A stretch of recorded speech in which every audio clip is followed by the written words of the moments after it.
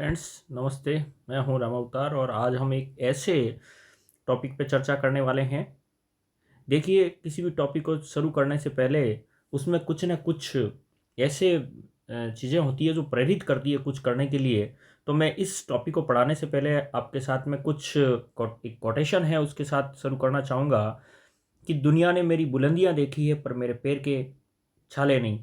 Friends, जब भी हम कोई बहुत बड़ा काम करते हैं तो काम के परिणाम सभी देखते हैं, लेकिन उसके दौरान जो रास्ते में राह में जो कठिनाई आती है वो कोई नहीं देखता।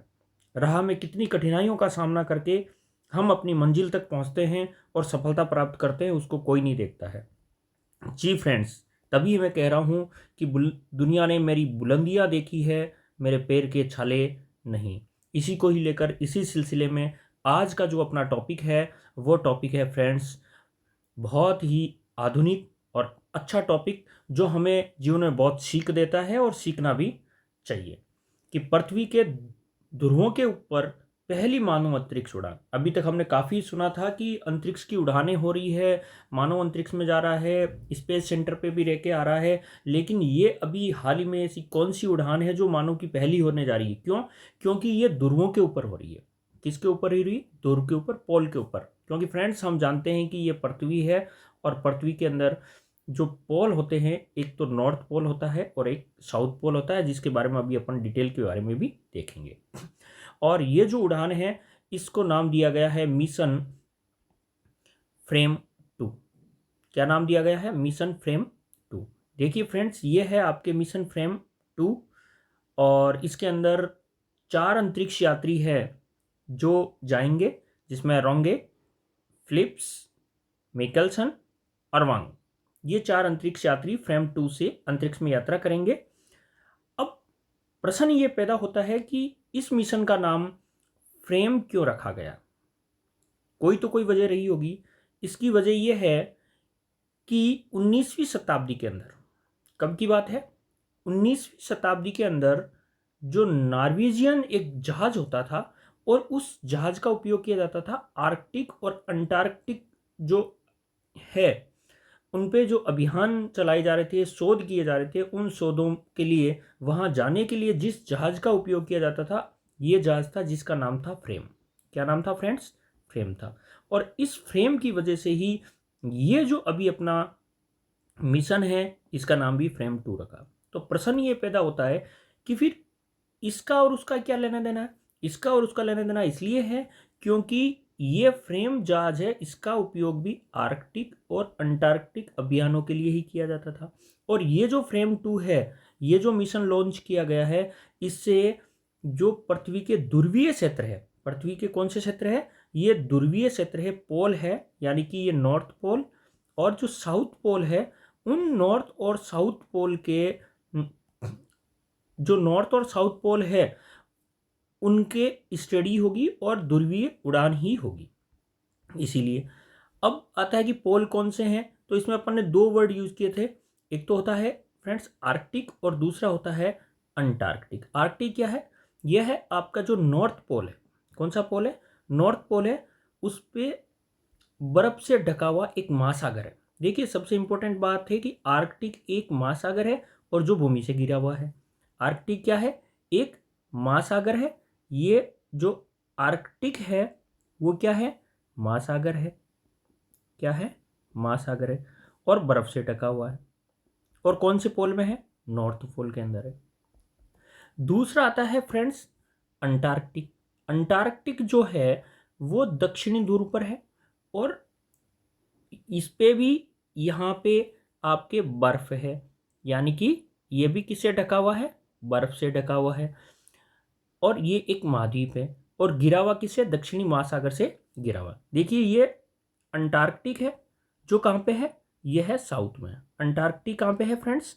साउथ के अंदर है। और ये खुद जो है वो एक महाद्वीप है। देखिए, इंपॉर्टेंट बात ये है कि ये एक महासागर है जबकि ये एक महाद्वीप है। और ये किससे गिरा हुआ है? ये जो साउथर्न एशिया ओशियन है उससे गिरा हुआ है, यानी कि दक्षिणी महासागर से गिरा हुआ है।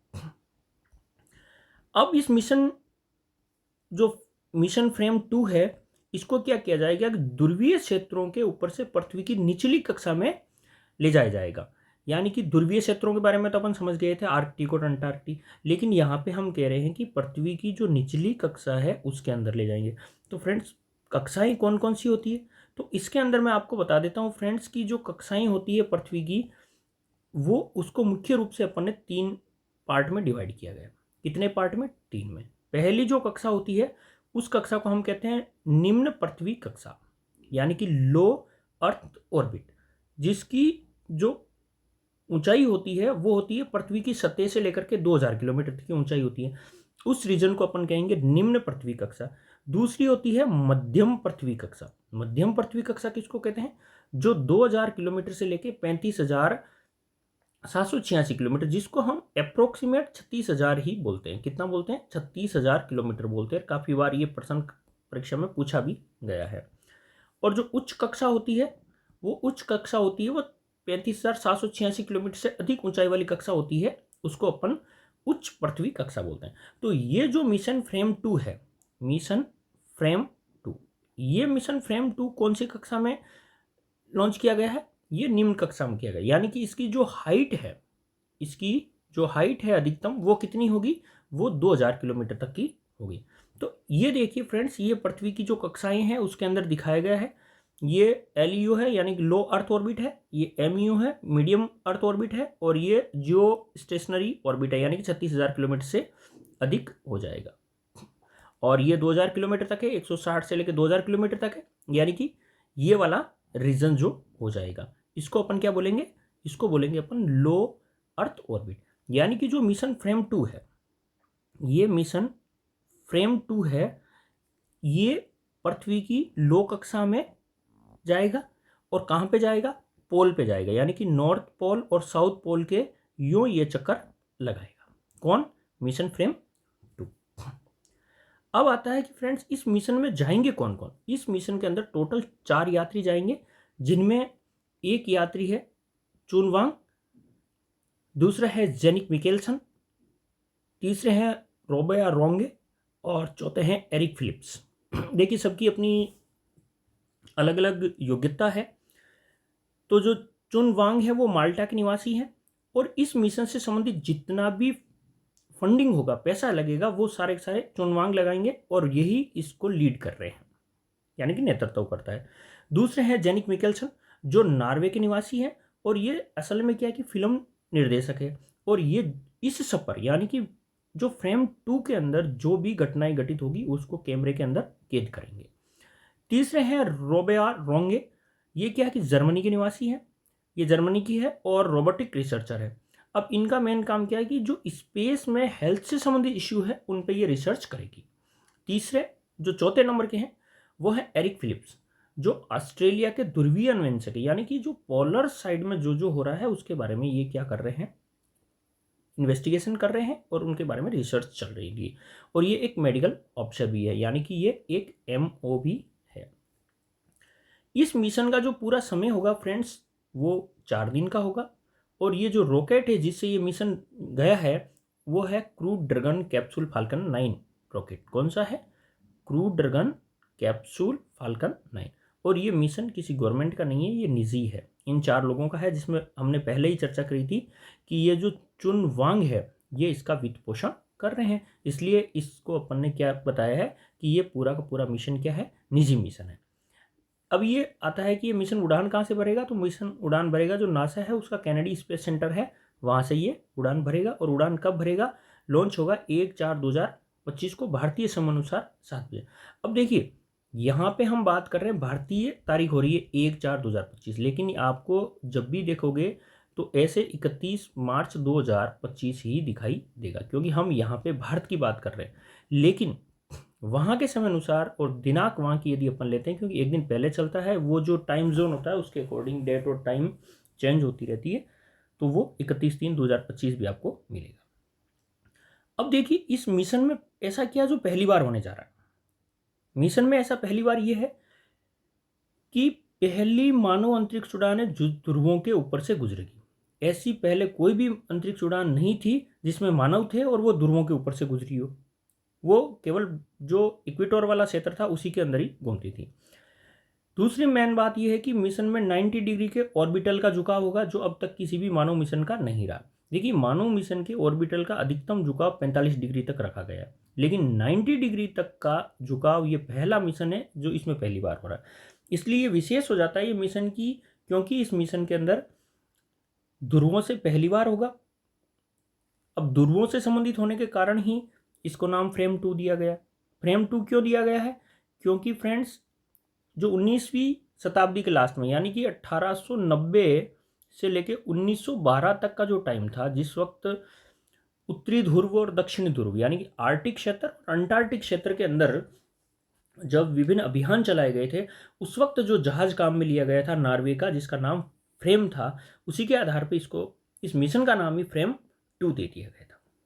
अब बात ये आती है कि हम ये सारा क्यों कर रहे हैं, क्योंकि मैंने जब ये पार्ट स्टार्ट किया था तभी हमने कहा था कि लोगों ने मेरी बुलंदियां देखी, ये पैर के छाले नहीं। हमें कभी भी सफलता मिलती है तो सफलता का श्रेय लेने के लिए सभी लोग आ जाते हैं, लेकिन सफलता किन परिस्थितियों में मिली है, कितने संघर्षों के बाद मिली है, वो तो जिसने उस सफ़र को तय किया साथियों, वही बता सकता है।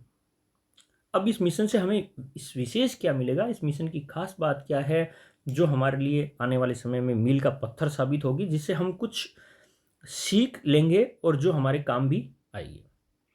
खास ये है कि अंतरिक्ष में पहली बार एक्सरे लिया जाएगा, और एक्सरे लेने से ये होगा कि हमारे जो शरीर की एक्टिविटीज़ है क्या है, भारहीनता में हम कैसे कार्य करते हैं, मोशन सिकनेस यानी कि जो चलने की प्रॉब्लम्स आती है अंतरिक्ष में अपने को, उसकी भी स्टडी की जाएगी। ये पहली बार हो रहा है, इससे पहले कभी भी इसे प्रयोग नहीं हुए हैं, कभी भी एक्सरे नहीं लिया गया, कोई भी मिशन में एक्सरे नहीं लिया गया, तो ये अपना आप में खास हो गई ये बात।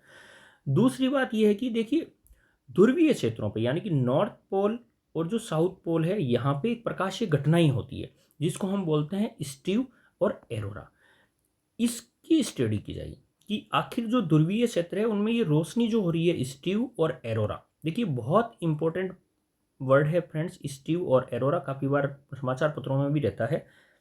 तो ये है क्या एक्चुअल में, ये क्या है, स्टीव जो होती है वो रात के समय में बैंगनी रोशनी होती है, उसको बोलते हैं स्टीव। और जब एरोरा होता है उसी के अंदर ही स्टीव होता है, लेकिन स्टीव एरोरा हो तो हमेशा स्टीव हो ऐसा जरूरी नहीं। और एरोरा क्या होती है, ये हरे रंग के रिबन जैसी रोशनी होती है, बट ये केवल और केवल ध्रुवों पे ही दिखाई देती है। कहाँ पे दिखाई देती है? ये ध्रुवीय रोशनी है, यानी कि पोल पे ही दिखाई देती है। तो इस मिशन से, कौन से मिशन से, फ्रेम 2 से हमें ये क्लियर होगा कि ये स्टीव और एरोरा क्यों हो रही है, ऐसी घटनाएं क्यों घटित हो रही। तीसरी इंपॉर्टेंट बात है फ्रेंड्स कि शून्य गुरुत्वाकर्षण में मशरूम उगाने का अध्ययन किया जाएगा, जिससे मंगल मिशन में मदद होगी। अब देखिए, हमें पता है कि अंतरिक्ष में जो ग्रेविटी होती है वो 0 होती है, यानी कि वहाँ आपको नीचे खींचने वाला कोई नहीं होता। इसीलिए तो हम कहते हैं चलन फलन में दिक्कत आती है, यानी कि मोशन सिकनेस होती है। और मोशन सिकनेस होती है तो वहाँ पे 0 ग्रेविटी है, और 0 ग्रेविटी है तो हम यहाँ ये देखेंगे कि वहाँ पे मशरूम कैसे उगा सकते हैं अपन। और मशरूम यदि हमने उगा लिया तो हमने देखा था, अभी हाल ही में न्यूज़पेपर में देखा था कि हम मंगल ग्रह पे भी 10 लाख लोगों को शिफ्ट करेंगे आने वाले भविष्य के जो स्पेस एक्स के, और ये प्रोग्राम्स हम देख रहे हैं, सुन रहे हैं। और देखिए फ्रेंड्स, कुछ भी असंभव नहीं है, आने वाले समय में हो सकता है कि मंगल ग्रह पे बस्तियां बसा दी जाए, भविष्य की बात है, लेकिन रिसर्च तो अभी चल ही रही। तो इस मिशन में ये भी किया जाएगा कि मशरूम कैसे उगाई जाती है। तो फ्रेंड्स, बात ये आती है कि मशरूम ही क्यों उगाए, चावल उगा लेते, गेहूँ उगा लेते, बाजरा उगा लेते, गन्ना, जो कुछ भी उगा लेते, ये मशरूम ही क्यों उगा रहे। आखिर ऐसा क्या है कि हम मशरूम ही उगा रहे हैं वहाँ पे अंतरिक्ष में। तो उसमें ऐसा इसलिए है क्योंकि देखिए फ्रेंड्स, मशरूम की ऐसी क्या खासियत है जो अंतरिक्ष में उगाने के लिए उसको सबसे पहले चुना गया। देखिए, एक तो इसके बीजाणु इतने स्ट्रोंग होते हैं कि ये निर्वात में भी जीवित रह जाते हैं। हमें पता है कि अंतरिक्ष के अंदर कोई भी वायु नहीं है, वायु वहाँ पे है ही नहीं। अब वायु नहीं है तो कोई बिना वायु के जिंदा रह रहा है, तो वैसे ही आदमी चाहिए ना हमको, तो स्ट्रोंग आदमी चाहिए, ऐसा स्ट्रोंग सीड चाहिए जो वहाँ उग सके। तो इसके जो बीजाणु हैं, किसके, मशरूम के, वो अंतरिक्ष में निर्वात में भी जीवित रह सकते हैं। तो पहली बात तो इसको यहाँ से वहाँ ले जाएंगे तो उसका कुछ भी नहीं बिगड़ने वाला है। दूसरा, इनकी जो ग्रोथ है बहुत तेज है। अब देखिए आज बीज डाला, वो 20-25 दिन 30 दिन तक उगे ही नहीं, तो ऐसा बीज हमें कहाँ जरूरत है, हमें तो ऐसा चाहिए जो बहुत रैपिडली ग्रोथ करता है। और तीसरी इसकी सबसे बड़ी विशेषता ये कुछ ही हफ्तों में तैयार भी हो जाता है, यानी कि तेजी से वो बढ़ भी जाएगा और तैयार भी हो जाएगा। चौथी सबसे बड़ी बात मशरूम की क्या होती है कि इसको उगने के लिए मिट्टी की जरूरत नहीं होती है, कचरे में भी उग जाता है। मान लीजिए कॉपी का कचरा है या वहाँ कुछ कचरा पड़ा है, उसी पे ही इसको उगा दिया और ये उग भी जाएगा। अब कचरे से पे कोई उग जाता है, मिट्टी की जरूरत नहीं है, अंतरिक्ष में मिट्टी नहीं है, कचरे पे उग रहा है, इससे बढ़िया क्या है। अब जो जैविक कचरा काम में, जो अंतरिक्ष यात्रियों का जैविक कचरा वहाँ पे हो रहा है, उस कचरे से ही वो क्या बना देगा, फूड तैयार कर देगा। और मशरूम के फूड की सबसे बड़ी विशेषता होती है उसमें प्रोटीन भी होता है, फाइबर भी होता है और विटामिन बी और डी तो बहुत ज़्यादा ही होता है उसके अंदर। यानी कि ऐसी चीज़, अब फिर वहाँ जो स्पेस में CO2 है उसको सोख भी लेगा और ऑक्सीजन को छोड़ भी देगा। ये तो सारे प्लांट की वैसे विशेषता होती है, पर ये वहाँ ये काम भी कर देगा। इसलिए ये कहा जाता है कि इस मिशन के तहत मशरूम उगाई जाएगी। और मशरूम क्यों उगाई जाएगी ये सबसे इम्पोर्टेंट है, और ये मंगल मिशन में भी अपनी क्या करेगा, मदद करेगा। इसीलिए आफ्टर ऑल मशरूम को ये कहा जाता है कि ये परफेक्ट स्पेस क्रॉप है। क्या है, परफेक्ट स्पेस क्रॉप है। किसको कहा गया भैया, मशरूम को। क्यों कहा गया है वो चीज़ अब हमारे क्लियर हो गई। इन सारी बातों को दृष्टिगत रखते हुए हम कह सकते हैं कि मशरूम जो है वो परफेक्ट स्पेस क्रॉप है। चौथी जो विशेषता, ये ऐसी फ्रेंड्स ये मशरूम होती है जिसको उगाए जाने का प्रयोग किया जाएगा। और चौथा जो इस मिशन का उद्देश्य है वो ये है कि ये कैलिफोर्निया के तट के पास प्लेस डाउन होगा, यानी कि वापस 4 दिन की यात्रा करके कहाँ पे उतरेगा, कैलिफोर्निया पे उतरेगा। अब देखिए फ्रेंड, जब कैलिफोर्निया पे उतरेगा, हमने अभी देखा था कि जो स्पेस स्टेशन से सुनीता विलियम्स आई थी, तो जो प्रोटोकॉल्स है उसके तहत ये रहता है कि उनको आप स्ट्रेचर पे लेटाओगे, उसके बाद उनको बाहर निकालोगे और फिर वहाँ पे मेडिकल टीम होगी और वो मेडिकल के लिए उनको ले जाया जाएगा, जांचें की जाएगी और उसके बाद में उसको बाहर निकाला जाएगा, यानी कि आराम से उसको बाहर भेजा जाएगा। ऐसा नहीं है कि भैया आए उतर के रवाना हो गए जैसे अपन बस से होते हैं, ऐसा नहीं है।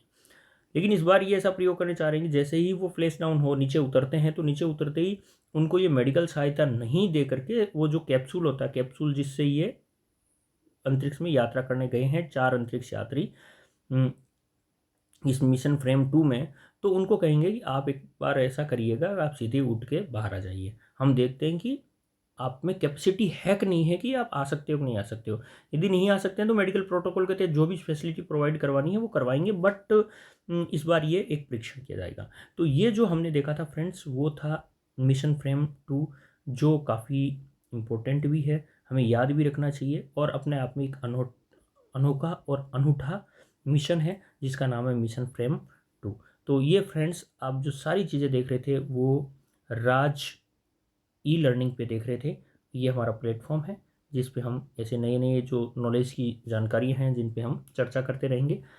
ये देखिए, मैं यूपीएससी आरपीएससी एग्ज़ाम की दृष्टि से तो बताता हूँ महत्वपूर्ण है ये, लेकिन हमें दैनिक जीवन में भी हमें पता होना चाहिए कि कोई भी टॉपिक अपने आप में महत्वपूर्ण क्यों है, क्योंकि हमें दैनिक जीवन में ये भी पता होना चाहिए हमारे पास में जो घटनाएं घटित हो रही है, यदि कोई व्यक्ति उस कार्य को कर रहा है तो उसमें कितनी चुनौतियों का सामना करना पड़ता है।